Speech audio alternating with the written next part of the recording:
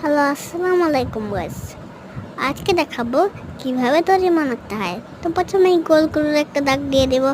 এরপরে ভিতরে দুটো চোখ রেখে দিব। চোখের পরে নাক এঁকে দেব, মুখ এঁকে নেব। আঁকার পরে আপনারা একটা ভিতরে গোল করে নেব। এরপর আমরা তৈরি হাত এঁকে নেব। হাতের পরে শরীর এঁকে নেব। এরপর গলার চেন রেখে দিব।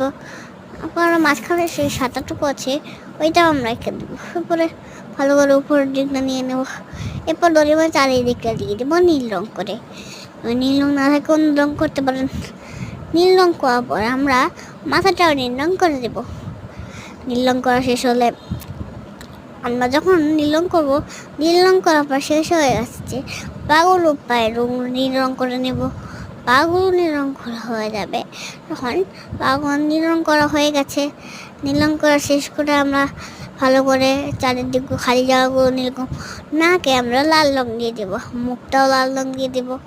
বাকি জিভটা যদি ঠেকে যায় তাহলে কালো রং খুলে নিয়ে কালো রং দিয়ে নিয়ে দেবো।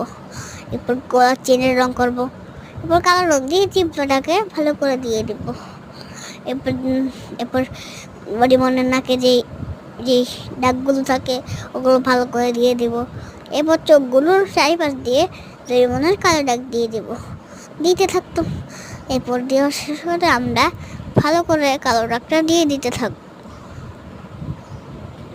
দেওয়া শেষ করে আপনারা কিন্তু